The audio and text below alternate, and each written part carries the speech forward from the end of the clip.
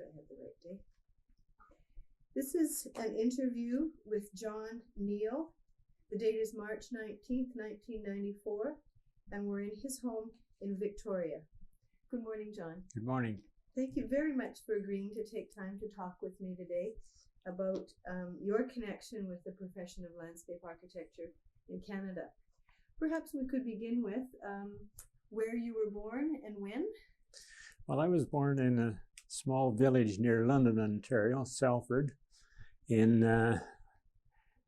the 18th of January, 1916. Okay. And you grew up in Salford and... No, my father was a rural clergyman. Oh. And originally in the Methodist Church, later United Church. So as a family, I came near the end of a big family, and we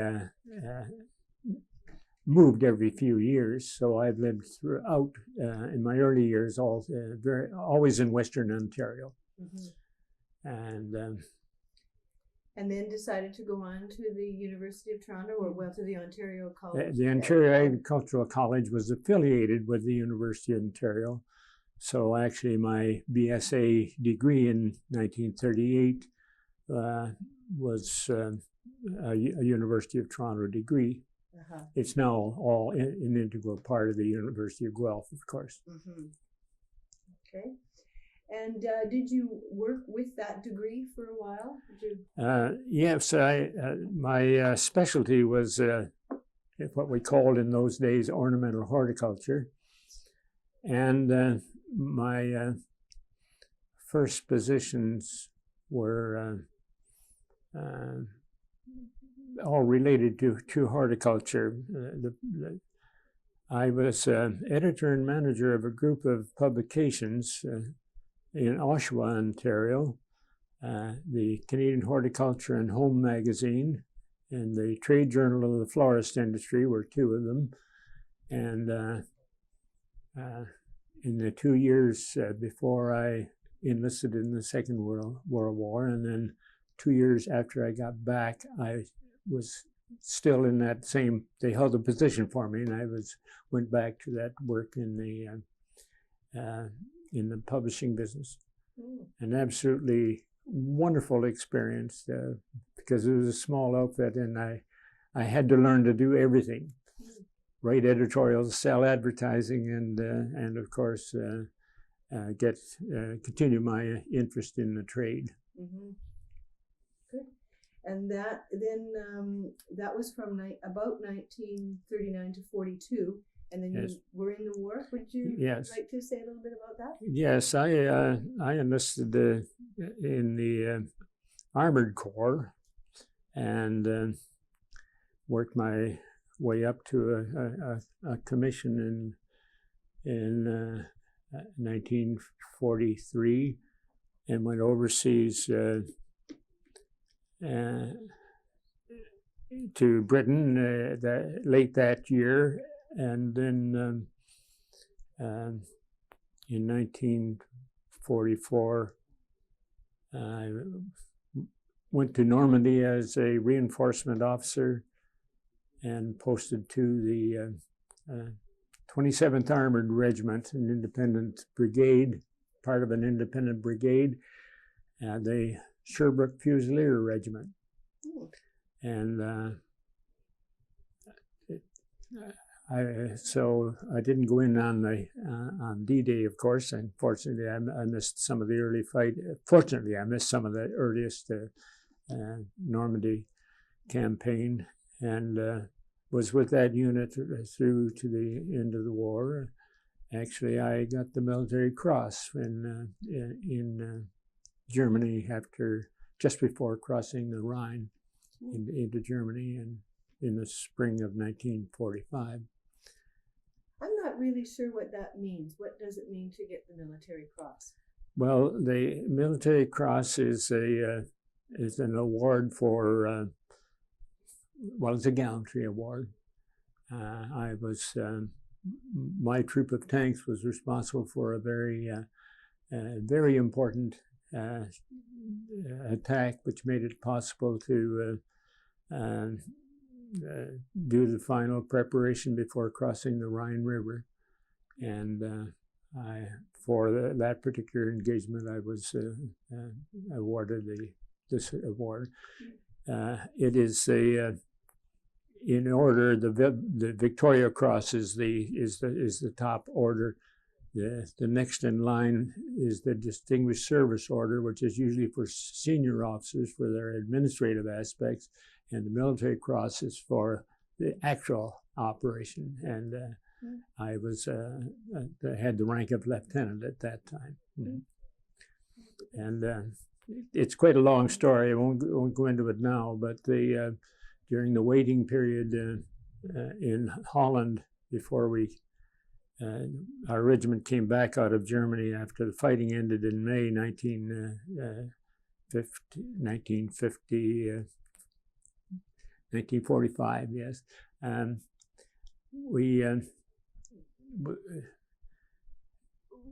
had the occasion to help produce a film a semi-documentary film on the story of my tank, because it had the reputation of being the only Allied tank which landed on the beaches in Normandy and was still in fighting trim at the end of the war. And we have since been able to bring the tank back to Sherbrooke, Quebec. It's outside the armories in Sherbrooke. And it was interesting to work with the Canadian Army Film and Photo Unit to reenact some scenes and to produce this semi-documentary film, a human interest story on the tank and its crew and the various people who had the tank. I perhaps commanded that over a longer period than anybody else. So I had a personal interest in it. And this was in 1945, the documentary was made, right at that time? Yeah. Someone was that Yes. aware of the sense of history. That's right. That they...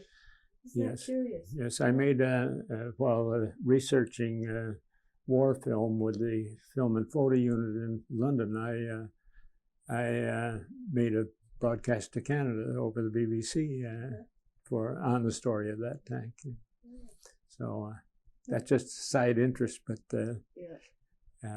it gets a little away from landscape architecture.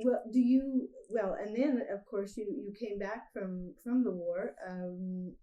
Do you feel that experience in some way directed you for your next sort of academic endeavors, or how do you feel that impacted you? Well, I suppose the war experience, of course, is one thing as a junior officer during the fighting days, but the period as adjutant of a regiment is a strong administrative responsibility, and it all sort of tied in with my interest in administrative things. And when I went back into publishing, I was looking for something, some way of advancing. There was a small publishing company with a limited scope for the future. And in 1948, I was invited to come to UBC as an assistant professor in the Department of Horticulture at that time, and also to take over from a very distinguished old gentleman, Professor Frank Buck, who was well past retirement age at that time, as supervisor of the university campus. So I had, right from the beginning, when I joined the UBC faculty in December '48, I had the combined responsibility of teaching the landscape horticulture and floriculture courses, and running the campus as a separate two jobs, in other words. When you say running the campus, what was? I was responsible for the design, the construction, and the maintenance. I had separate crews for those three things, all under my responsibility, along with a full teaching load. Mm. And one condition of my appointment was that I would get some graduate work. So I immediately made arrangements with Oregon State University at Corvallis to tackle a PhD program. I didn't stop off for a master's. I did over a 5-year period with only 3 months away at any one time to take a session, including summer sessions, and still managing my campus operation and doubling up on teaching load on terms which I was away from UBC. I worked off a PhD. Actually, still in horticulture, because that was my background and my route into a PhD program. But my major minor was landscape architecture, which I audited all the courses in landscape architecture that were given at Oregon State, and I spent 2 summers with Professor Fred Cuthbert, who originally had been a Canadian, at Oregon State, the University of Oregon, at Eugene. So I was determined from that day on to get a program of landscape architecture going at UBC. I've always been aware of the fact that I did not get a degree in landscape architecture, but I had so many combined responsibilities. I was doing too much, and spread too thin.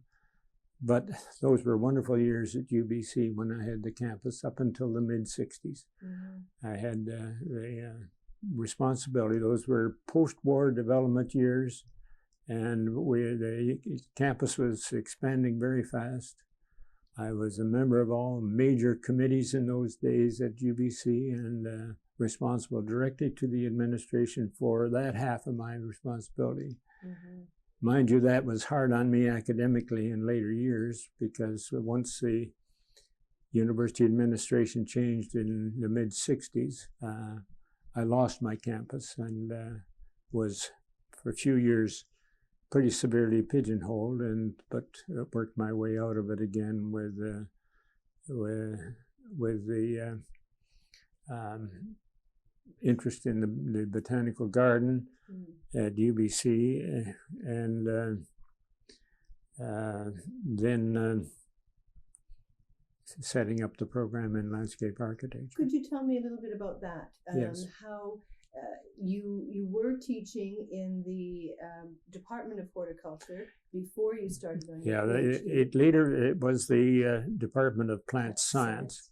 Okay. But during those all my years at UBC, I have also been a member of the Council of the School of Architecture, and from the time the school was formed in the early 50s, and I had architecture students taking my landscape courses, landscape horticulture courses. And I eventually dropped floriculture and was concentrated entirely on the landscape horticulture, which was a good introduction to students interested in landscape architecture. Several of my students went on to Guelph to get degrees, because we did not have a full program at that time.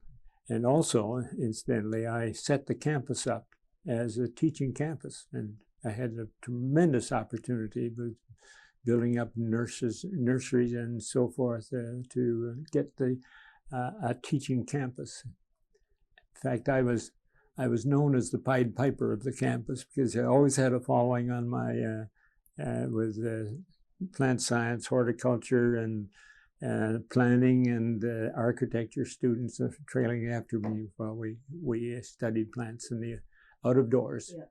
I helped to give the architecture students another dimension, and I still meet former architects who took my courses, and they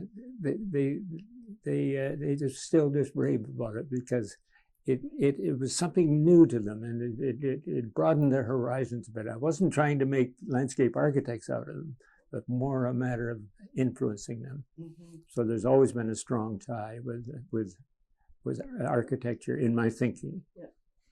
And what were the conditions that led up to actually having a program in landscape architecture? Well, a favorable change in the head of the Department of Plant Science. That always helps, doesn't it? Yes, it does help. He understood what I had always wanted. Mind you, you see this ambition to have a program started way back in 1955 when I got that PhD. Mm-hmm. But it wasn't until in the 70s, you see, that it finally materialized as a program. And I never was satisfied. I'm my own severest critic because I knew I could only go so far in the teaching of landscape architecture, but I had an extremely strong interest in the profession. I was one of the founders, of the British Columbia Society of Landscape Architects, and when we first formed the society, I was the president for the first 5 years, and off and on president later, and I was one of the people who helped get the legislation, the Landscape Architects Act. Mm-hmm. Phil Tattersfield and I came over and argued the case with the private members' bill of legislature, and actually got it through, accepted in 1968 as a private members' bill, which is rare. Mm-hmm. Yes, he told me about the lawyer that you had that was giving all sorts of good advice, and how much that helped. Yeah. But they were interested. I was able to comment from the academic side. Mm-hmm. Phil, of course, was in the practicing profession, but mm-hmm. we collaborated a great deal on a number of things.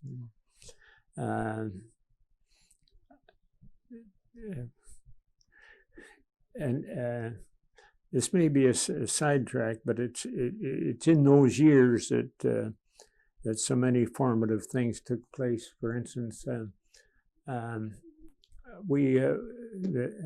the landscape architects, Phil Tattersfield and myself in particular, and one or two others, ran what started out as a roadside development conference each year, and later known as the Highway Environment Conference. And for many years, we had quite a number of years of annual conferences in either Vancouver, Victoria, or Banff, and attracted not only the highways people and their engineers, but landscape architects and planners and others who were interested in that, and conducted some research on highway plantings and the new interchanges and that sort of thing. But I mention that because of our attempt to get a full interdisciplinary approach to what the landscape is all about.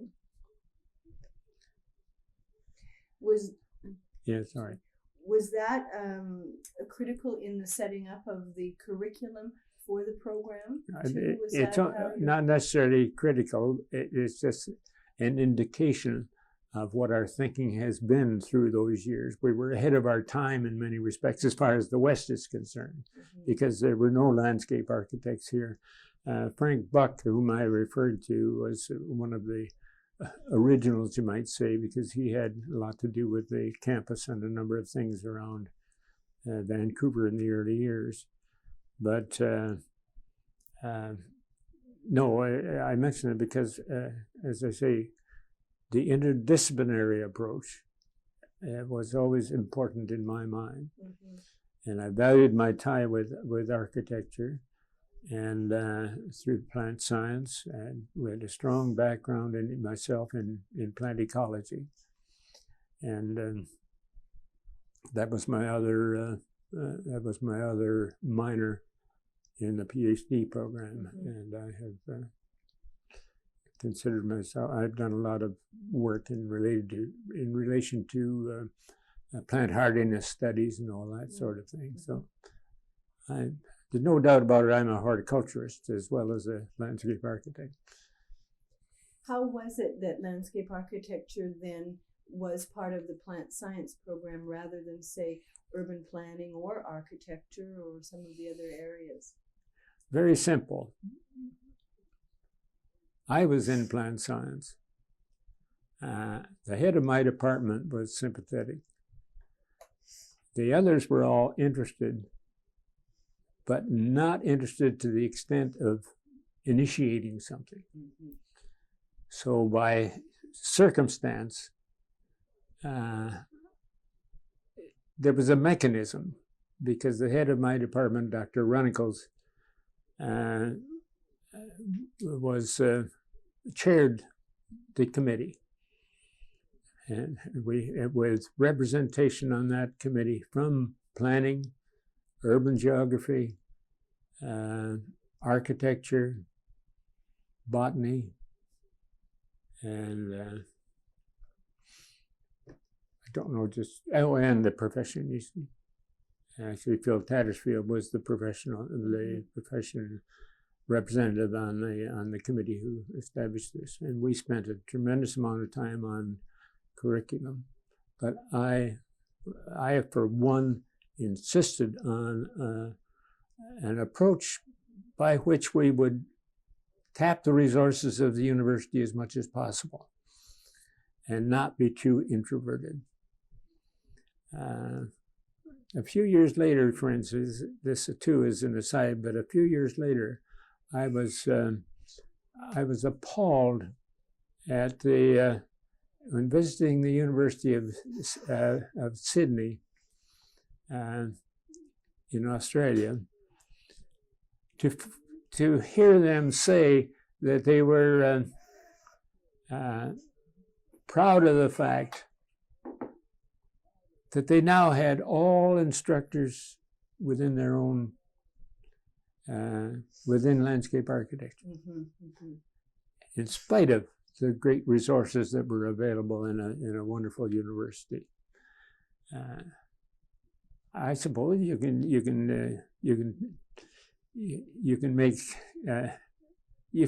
can operate that way, but we've always we set it up in such a way that you would have joint appointments like Maura Quayle, for instance, you see, as a joint appointment with architecture. And there's somebody with a joint appointment in forestry, too, also on the faculty. Mm-hmm. His position is in landscape architecture. So plant science was a home, and that's really how it happened. Mm-hmm. Was this based in any way, consciously perhaps, or even subconsciously, on your training at OAC? Is there a connection there in terms of how things were structured at all, or? No, OAC was too far back, and that was well, but looking at it now, pretty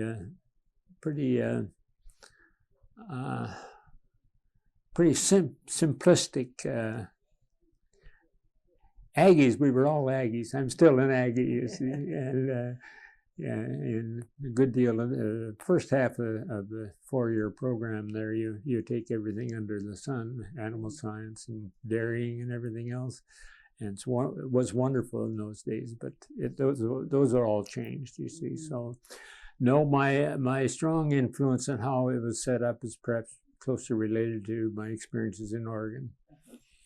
And I'm the head of landscape architecture at Oregon State, but they didn't give a landscape architecture degree at that time. Eugene wouldn't let them.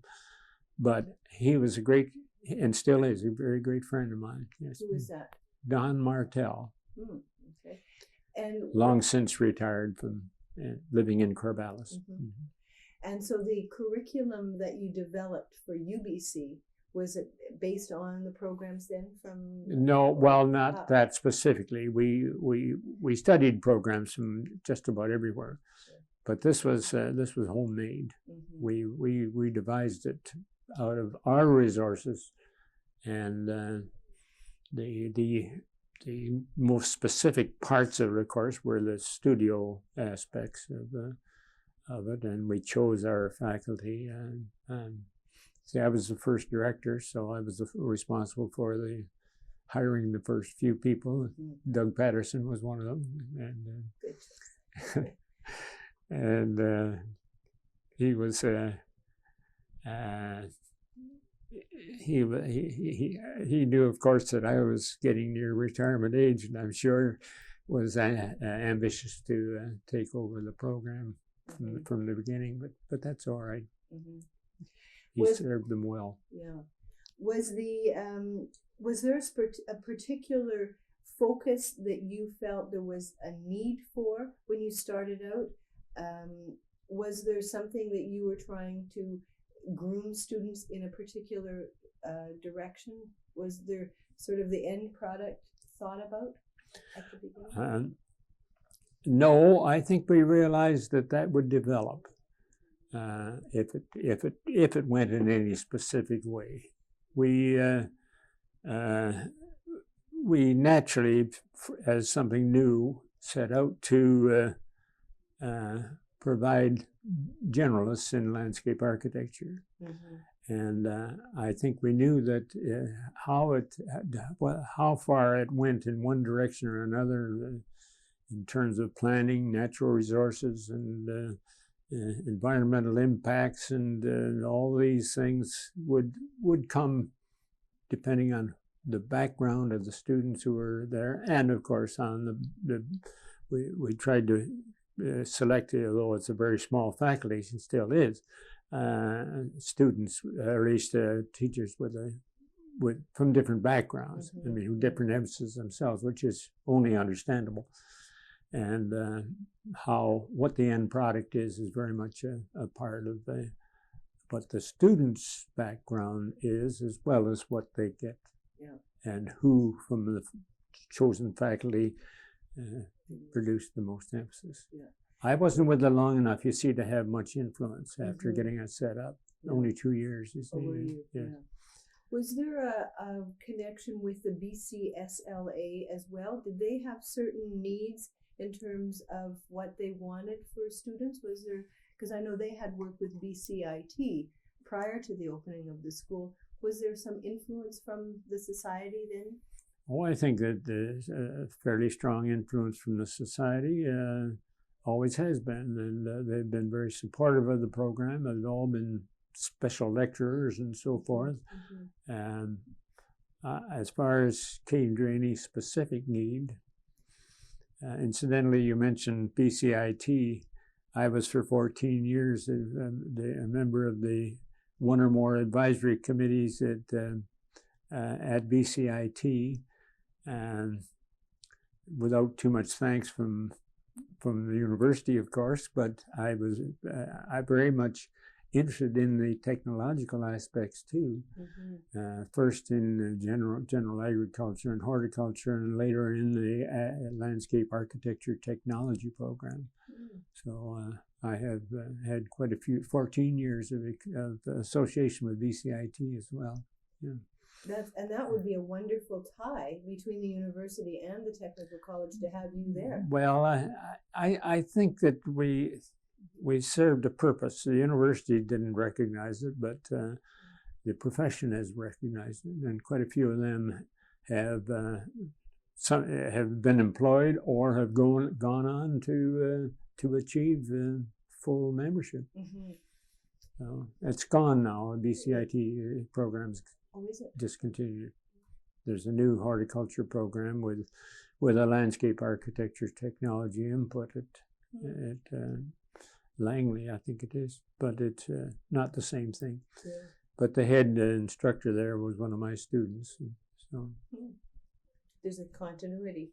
yes. You were saying just a second ago that that it wasn't until about the 1970s that the landscape architecture program at UBC actually fully developed. What happened between 1955, when you got your PhD, and 1970 in that development? Was it just sort of that long of a struggle? Yes, it was that long of a struggle. As far as the university is concerned, I still taught my courses in landscape horticulture, and was a strong member of the profession, and I don't think I ever got the recognition from the university of the value of the tie. It's more understood now than it was during those years. A new dean once told me to give up all extension work, and later told me he had made a mistake because he wanted me to get into research.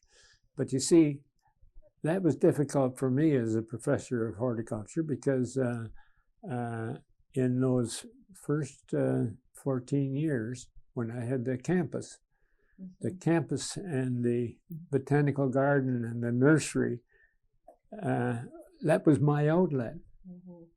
But it was never recognized by my department and by my faculty as a most important academic contribution to my discipline. And I suffered because of that, because that half of my work, I was responsible to the president, you see. Yes. And it wasn't channeled through them now. But I collaborated very closely with the head of botany because he held the title of director of the botanical garden. But we set the campus up as a botanical garden.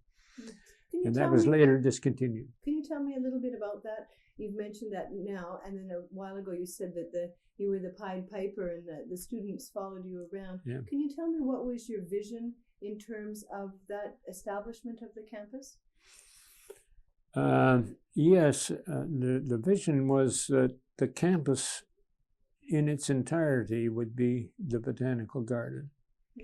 There was a small portion, an old arboretum, and some formal plots that I inherited as part of the campus that had been at one time way back under the Department of Botany, you see. But things were changing in botany, and there was less interest in that systematics and that sort of thing. And from my first approach, my first position at UBC, I formed a close association with the principal taxonomist in the Department of Botany. I was not a taxonomist. You see, I believe that a plant is what it is because it looks like what it is. And it was my strongest philosophy in teaching my whole program in landscape architecture in the plant materials aspect, because I was able to get that message across to the architecture students as well, because learning plants in their landscape situation is part of the most important aspects of plant use and plant recognition. The memory recall system, you see. I taught them to put plants into a memory bank. A plant is what it is because it looks like what it is, and show it to them and get them to put that as part of their memory. And along with that, you see, with my ecological background, the ecological adaptations of the plants, as well as the landscape suitability of the plants, and their longevity, their genetic background, but more than anything else, the physical characteristics form is what determines shape. You see, the habit of growth, and the whole visual aspect. So that when a plant name comes up, that the picture of the plant is there. This is something that so many landscape architects miss, because they, some nurseryman will fill a plant in, they can sketch it and so forth, and say what they want, but they don't necessarily understand the implications of the ecological adaptations. The ecological amplitude is the term that I used, but it's all visual. I used to tell them way back in the days that I referred to earlier, my long waiting period in Holland before coming home, in the officers' mess one night, I was bet that I could not name the 48 states of the Union. Well, you know, with my inclination towards visual recall, I called up a map of the United States and read it off. And I won enough dealers to support my next leave in London. Good for you.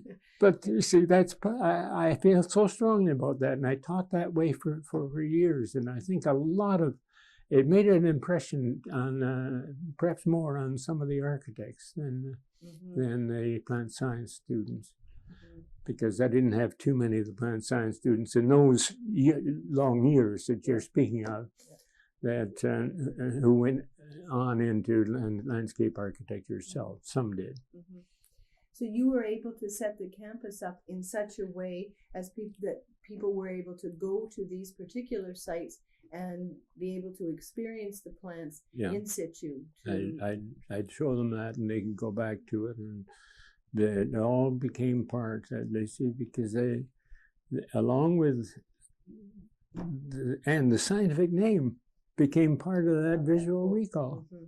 I read the scientific names off the letter when I spelled it. I don't spell phonetically, I spell visually easy. But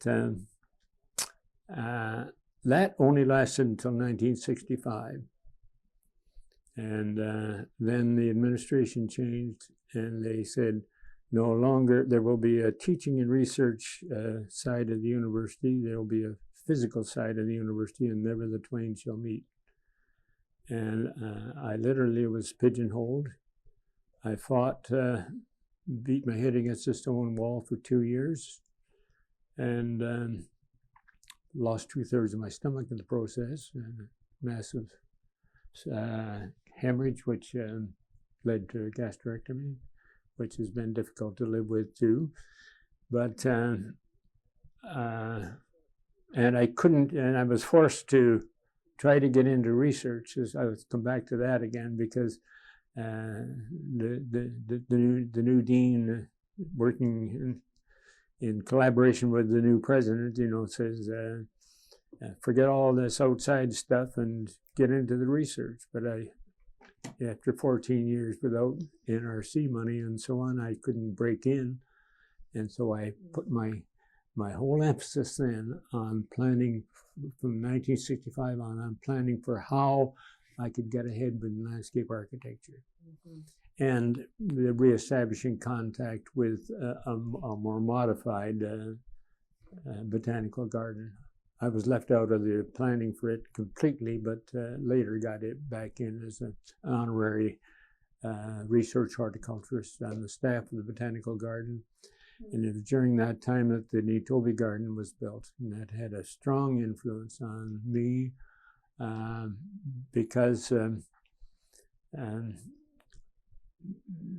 don't know whether you know the Nitobi Memorial Garden at UBC. I know where it is, but go ahead. Yes. Tell me.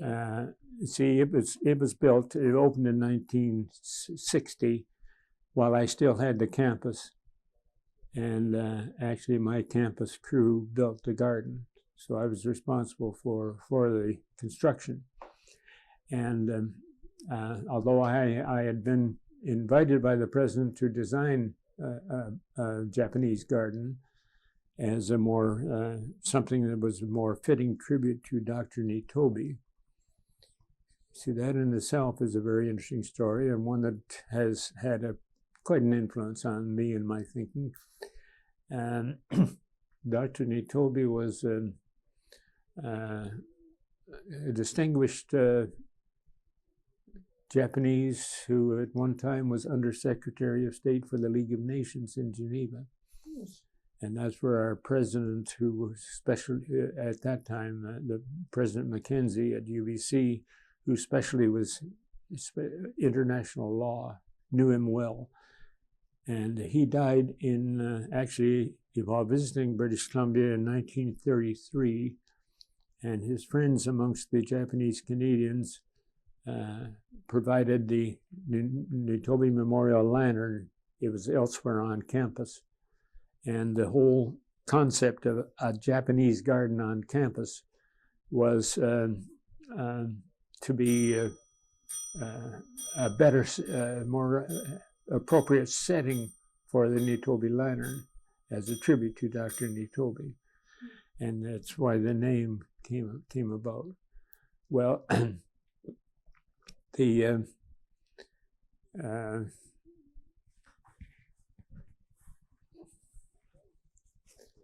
the garden, it was at my insistence that we make it academic, an integral part of the university's academic environment. There was a developing program in Asian studies, and so when the president set up a committee, of which I was secretary in the first instance, and later chairman,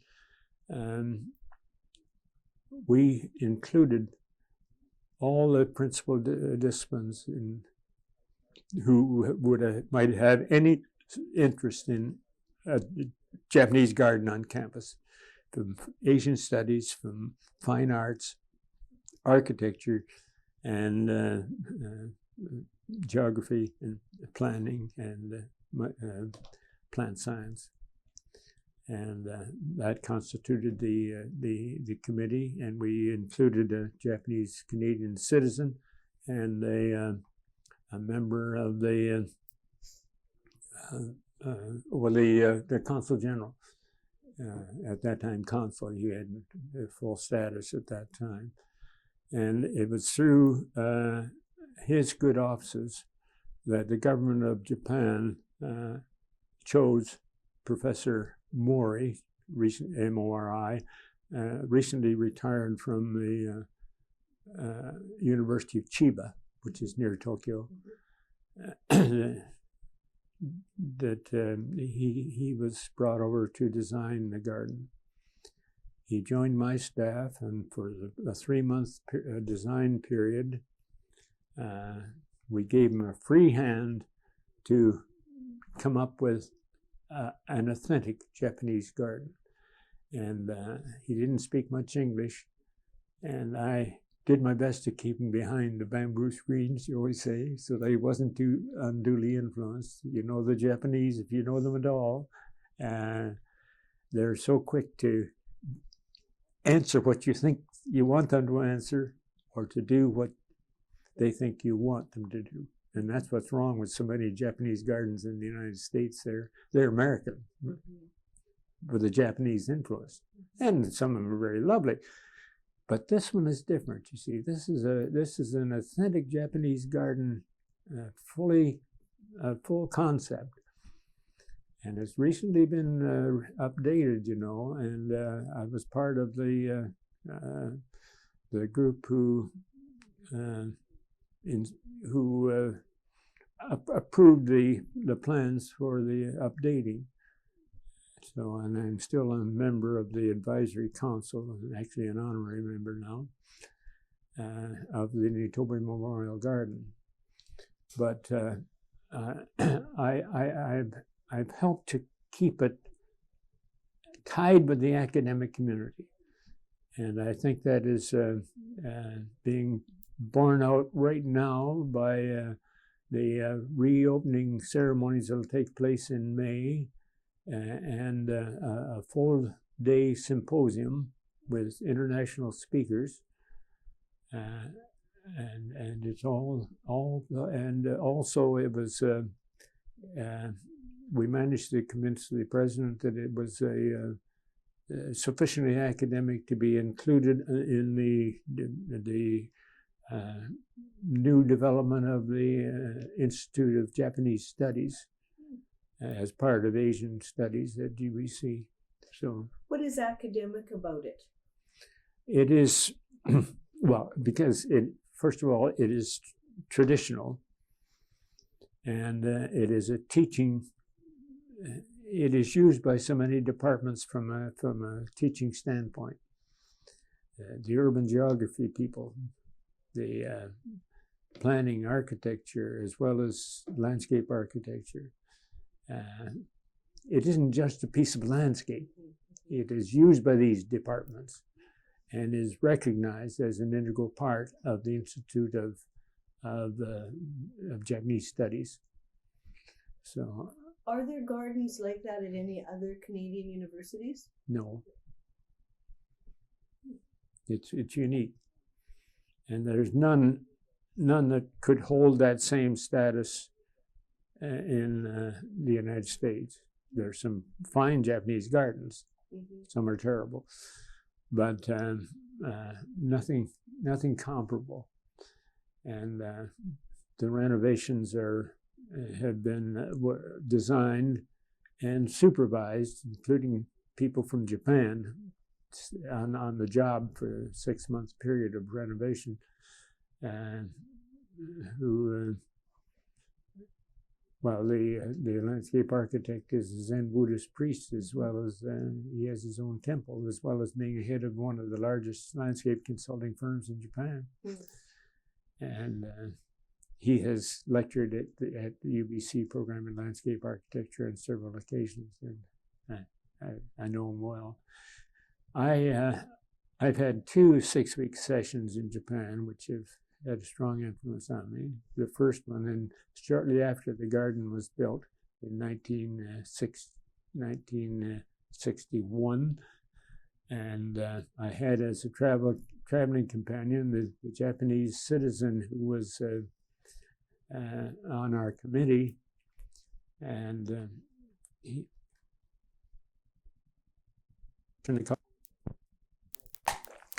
Yes, the.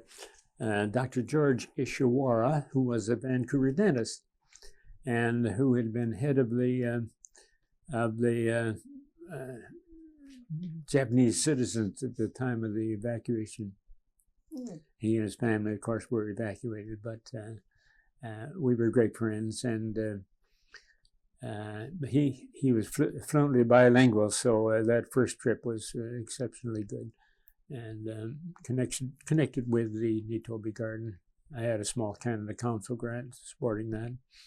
The year I retired, I also went to Japan, but in this case on a cultural exchange. What year was that? 1981. Okay. Uh-huh. And I had about 6 weeks again, and I gave lectures at several universities in Japan in programs of landscape architecture.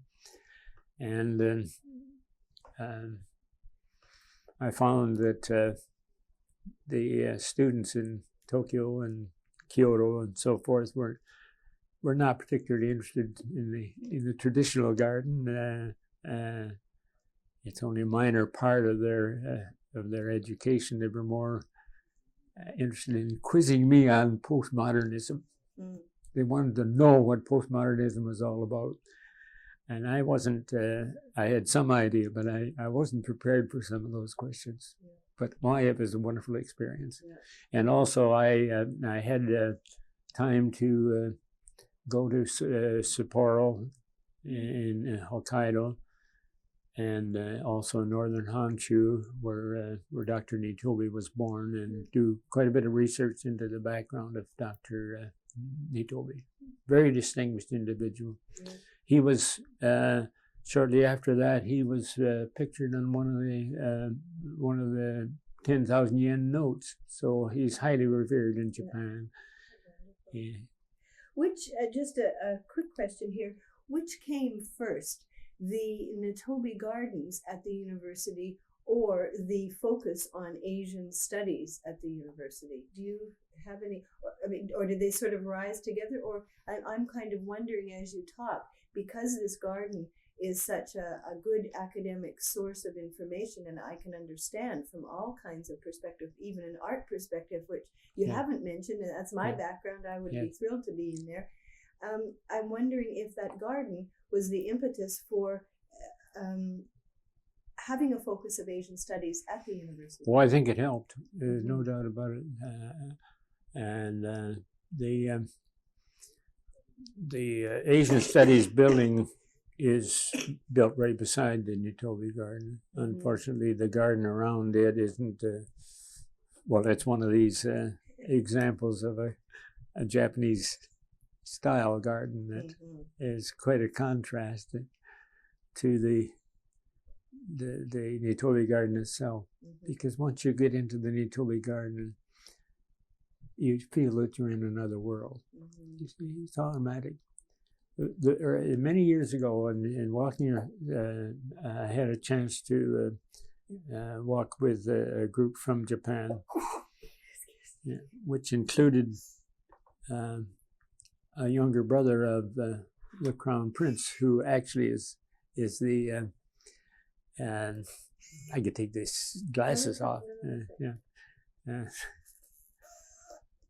Who is the Crown Prince at that time is now the Emperor. But he and his party were walking around, and as they approached the particular view spot where you look across the lake and the tea house over there and so on, he just stood back and says, I am in Japan. I thought what a tribute that was to Professor Mori and what he was able to accomplish for us. And it was a hard decision to make to handle this renovation, because the Japanese Canadians all consider themselves specialists in doing Japanese gardens now in Vancouver, and but we didn't want to. They wanted to do the renovation, and do as little as possible, of course, but we wanted to assure its authenticity, and I think I was called over to a special meeting in the advisory council, in which the decision was made that this was still not going to spoil the concept of peace and harmony with one's fellow man that is so inherent in a good Japanese garden. And since then, the tea house has been renovated too, and that was the tea house was a gift of the Canada-Japan Society in Tokyo, and there's a strong tie with the Urasanki tea ceremony school. But I've read a bit of Zen, and I've not had trouble talking to some of these people because, well, they had a seminar for me when I was in 1981 when I was there just before I left Tokyo, and they most of the people who had talked, and a distinguished group of it's actually a society dedicated to the preservation of the traditional garden in Japan because it's fading out so quickly, you see.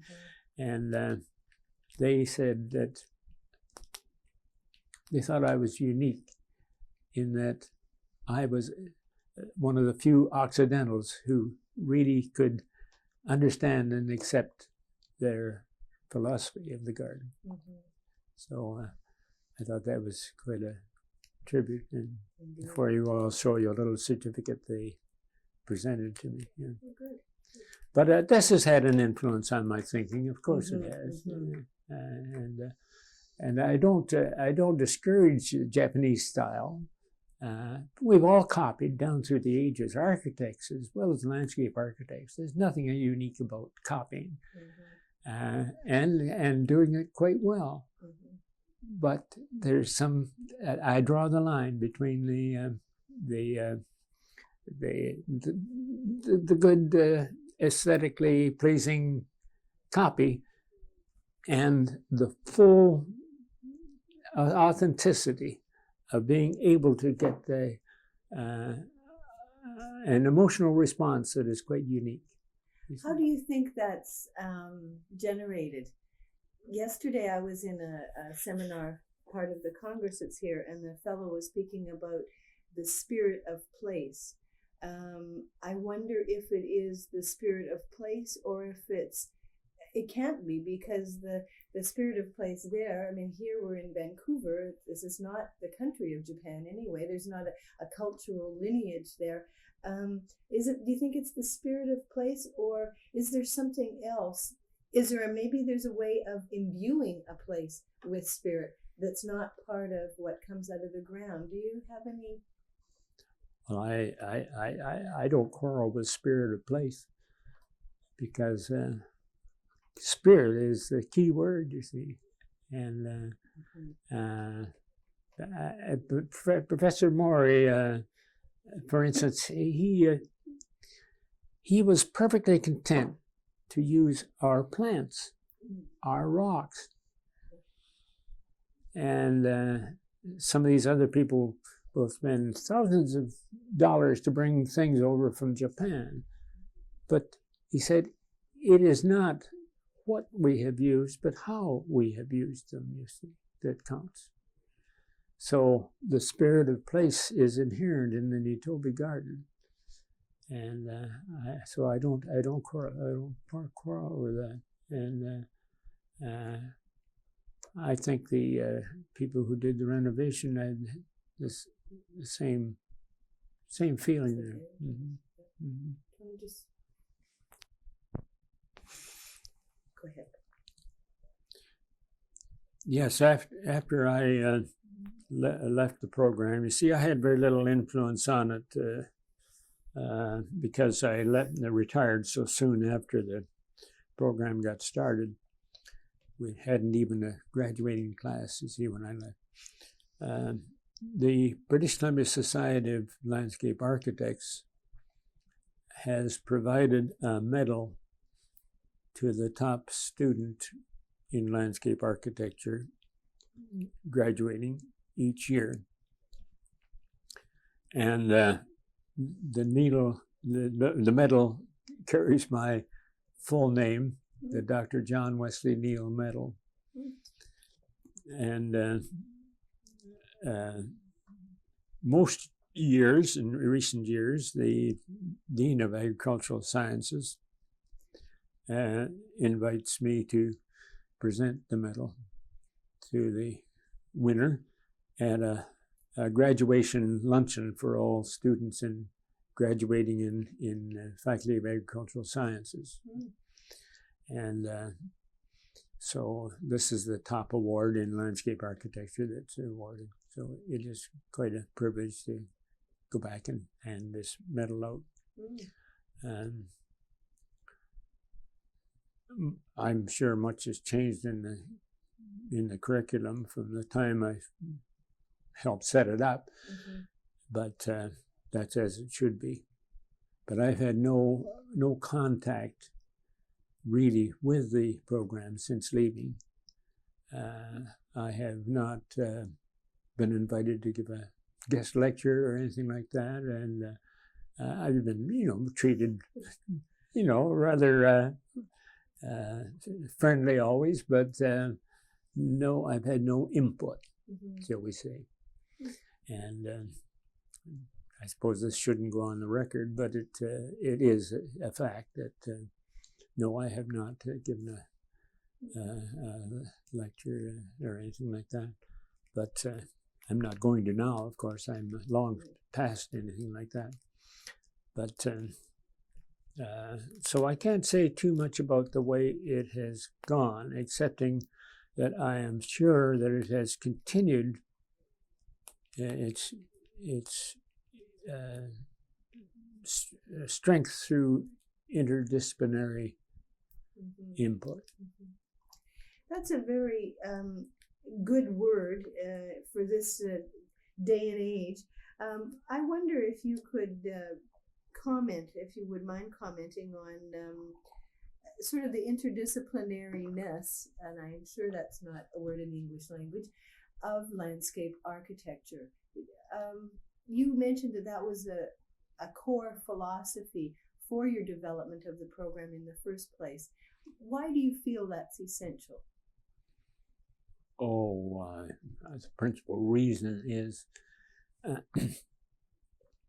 that in the minds of so many people, the landscape architect is, well, I'm going to give you a little incident. I mentioned the highway conferences that we had. The Minister of Highway, a very colorful figure named Phil LeGeyt, was Minister of Highway. You may have heard of him. I knew, yes. Yes, he was our guest at the one of the conferences that I chaired, and guest speaker at the dinner we had, and he said, "Well, we're glad to have you fellas come along and pretty things up after we've done our job." At another conference, he didn't attend it, but he obviously read the report of it through members of his staff. He said, "Oh, can you shut that off now?" Okay, Phil LeGeyt. Yes, after another conference, Phil reported in the press that the good professor should stick to his petunia planting. We'll build the highways. But that's just an example of the impression so many people have that we're a bunch of petunia planters.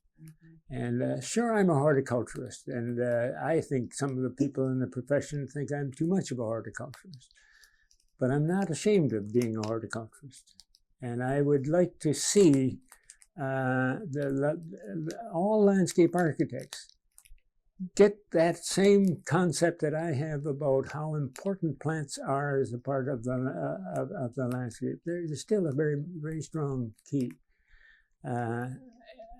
But I would not belittle, because of my interdisciplinary feelings, any of their special emphasis on major environmental concerns, and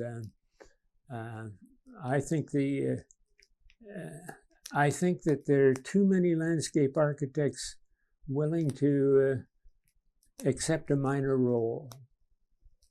Heavens above, the landscape architect should be the key, because we of all people, if we take ecology seriously, if we take environmental studies of all kinds seriously, management of the environment at every scale, from the small garden to the vast resources that we have. I think that should be instilled more and more into the landscape architect, and right down to the level of the individual working in the landscape architect's office, to get a greater feeling of the potential strength that we should have and must have. The future of landscape architecture is surely tied up in that. So I just feel rather strongly about it, and I have always felt that. But I know a lot of people don't understand that, and they still think of us as a bunch of petunia planters. I love designing gardens. I'm not a draftsman. I'm a very poor draftsman. I never was. But I've had some good people working for me from that standpoint. But I've got ideas and a good sense of proportion and color and everything else around the intimate aspects of the landscape, and of course a good knowledge of what fits and how the adaptations are. I designed a little garden up the street here for a friend of mine who's a war amputee, and I'll show you pictures then of this little garden because it turned out to be a gem and has meant a great deal to them. And so it's possible to do things on a small scale and do them well, but the same principles of management. Of course, you can come back to the Japanese again.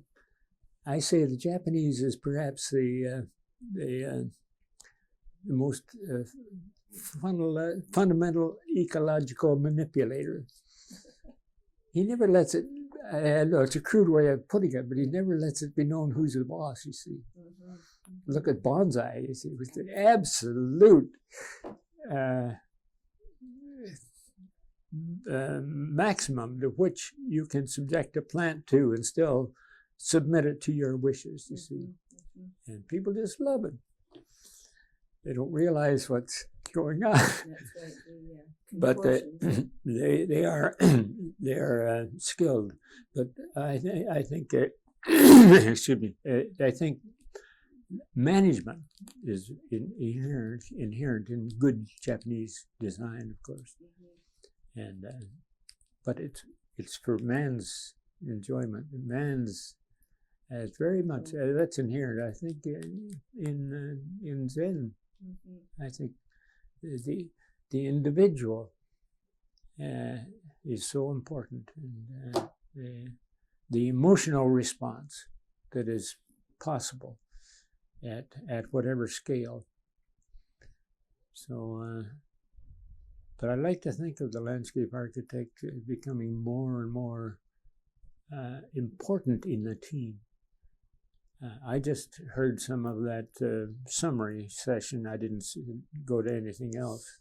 And unfortunately, I couldn't hear as much as I should have. But I think that message was coming across, the integrated approach.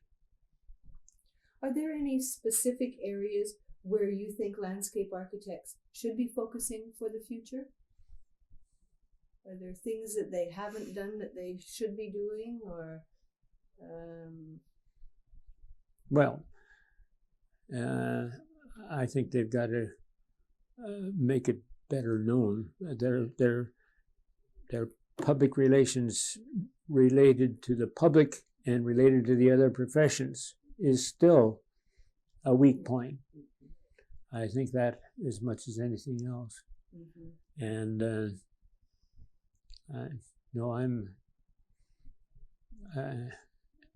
and I think searching which disciplines, outside disciplines, become the most important. Well, perhaps they're all important, but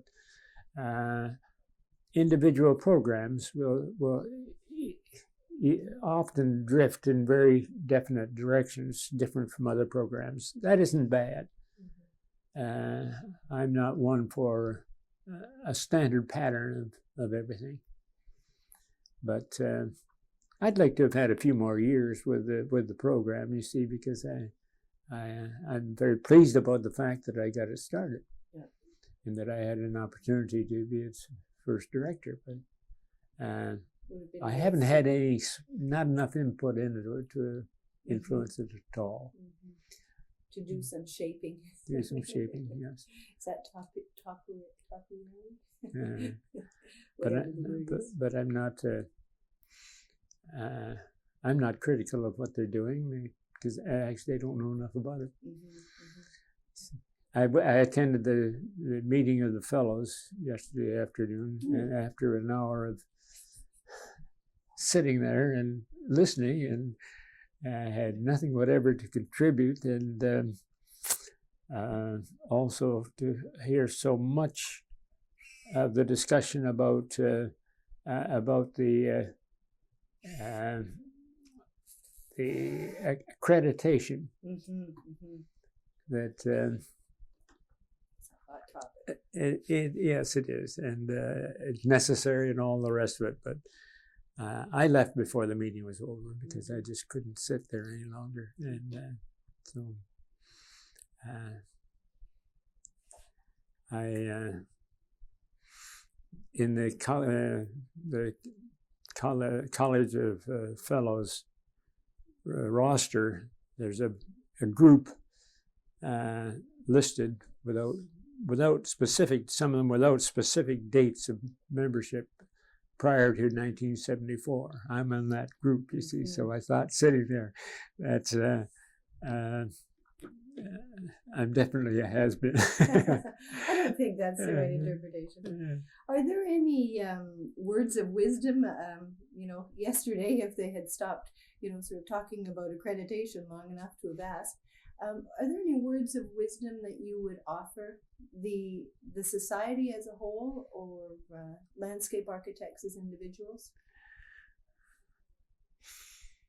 No, and I don't think, aside from the things that we've talked about, there's anything specific I could add to that. You see, I'm a long way away from. I'm having a little input here. I'm chairman of the advisory design panel for Esquimalt, and I lobbied for several years to get one, and about a year ago there was one that constituted, and I'm the landscape architect on it, and I have the position of chairing the panel. So I'm very, very pleased about it. But I haven't, in those years, you see, more recent years, particularly since moving over here, I have not had much contact with the landscape architects. They probably didn't like it, but after one of the meetings I did go to, before the meeting broke up, I gave them a lecture. I told them that they were not making themselves well enough known in Victoria.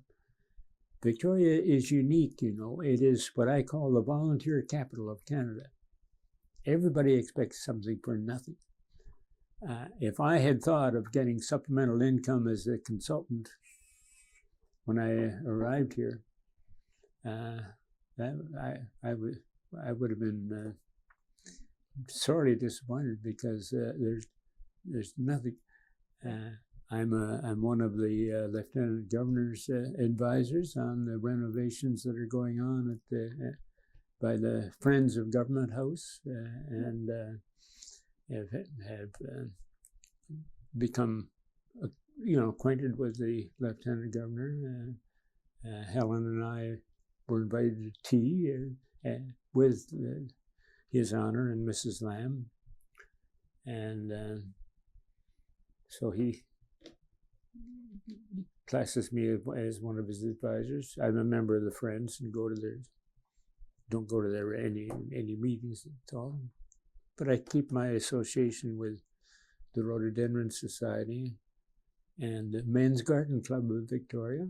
Oh. That's an old Victoria institution, the Men's Garden Club, retired professionals and so forth. Yeah.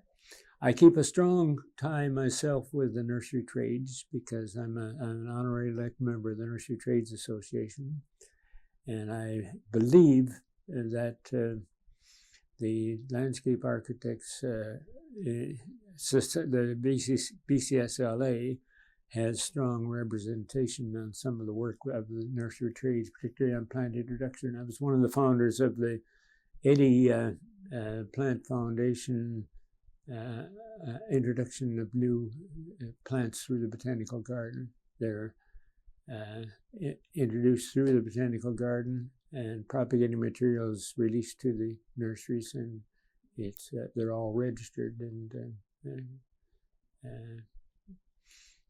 so I'm one of the people who helped set that up, and so I have a strong interest in nursery trades. I always come back to things that I'm interested in, but trees are very important. I produced a book, Trees of Greater Victoria Heritage, and whether you've seen it, I'll show you a copy. When I came to Victoria, the Heritage Tree Society had gathered a lot of information. They have quite a roster of heritage trees. I have one of them right on the corner of the property, this Monterey cypress you can see when you go out. It's a beautiful tree, about 100 years old. And California tree, of course, Monterey cypress. And I don't think there are any in Vancouver. If there are, they're very, very scarce. But I'm a past president of the Western chapter of the International Society of Arboriculture. So I'm very much interested in trees from all aspects. And I helped set up the Pacific Northwest chapter in later years and was their first president. So I'm a life member of the local chapter, the Pacific Northwest chapter. Which, so I'm interested that the landscape architects keep some tie with that side of things. I think Judith Reeves is a key person in some of the interrelationships between the nursery trades and so on. But that's important, but almost incidental to the broader picture of where they fit in with the other professions and how much they make themselves known not only to the public but to the other professions as to where they fit.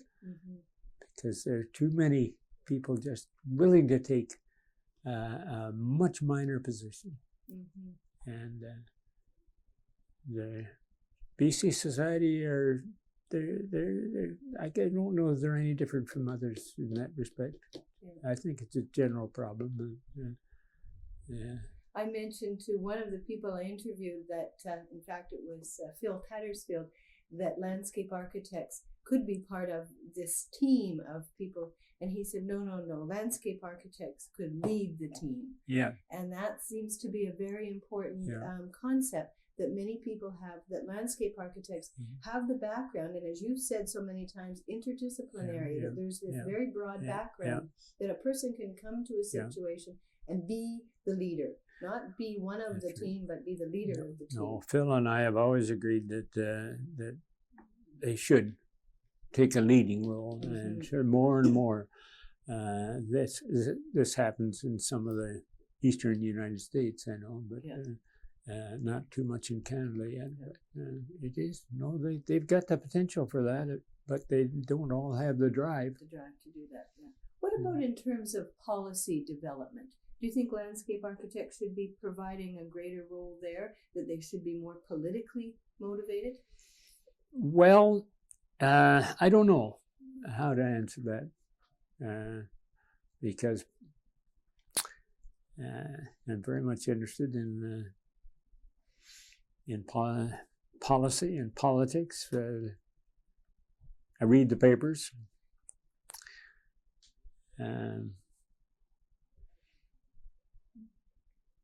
But how do you mean? Well, that perhaps in terms of setting, of getting into a political system where landscape architects would be the people making the decisions, rather, for instance, than engineers, especially rather than engineers.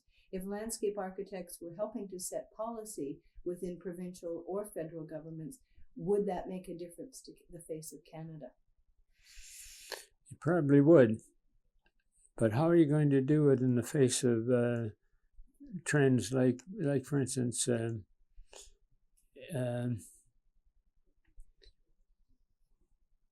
15 years ago, we had landscape architects in at least 3 or 4 different ministries in British Columbia. A decade ago, there were none.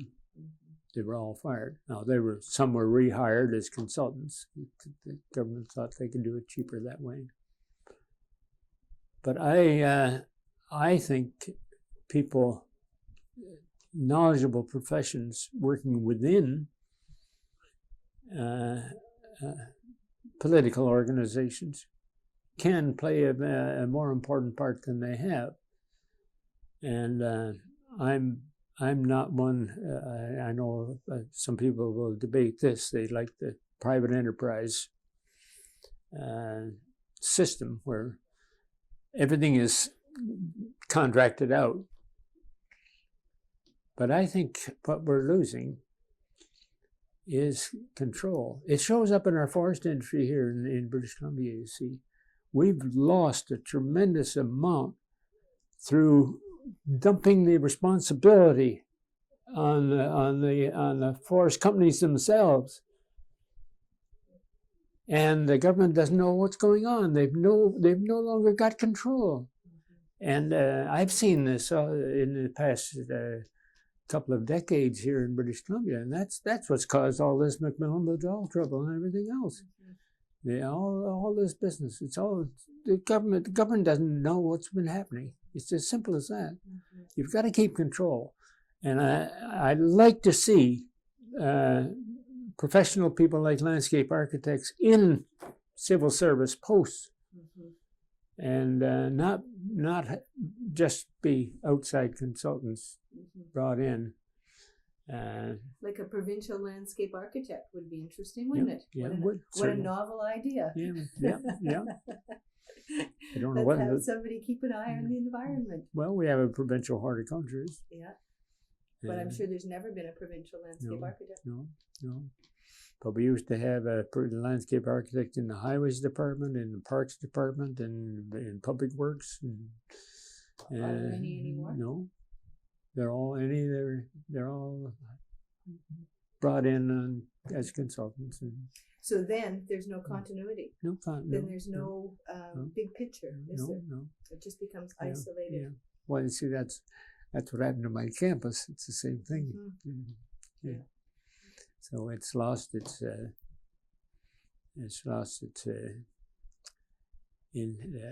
entirety as valuable a teaching campus as I had dreamed up for it. Yeah. That's Do you feel we've covered everything you'd like to say for now? Or? I should think so. Okay. Unless you have any questions you want to ask. Not at the moment, but if I do, we'll. Yeah. Thank you very much for taking time to talk. It's been a pleasure.